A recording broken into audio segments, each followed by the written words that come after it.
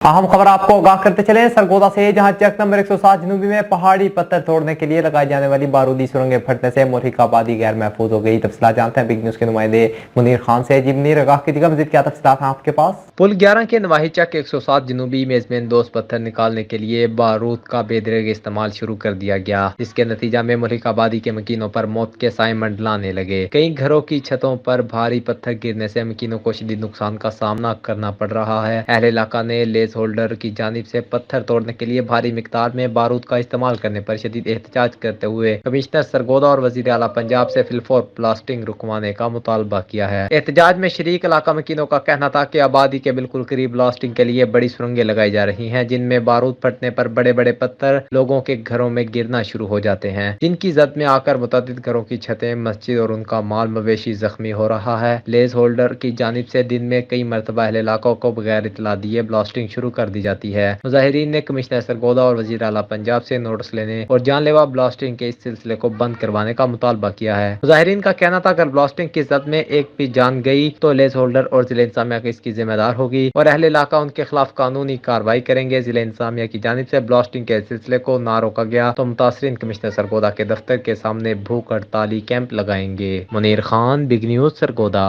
बहुत शुक्रिया मुनीर खान, तफसीलात से आगाह करने का।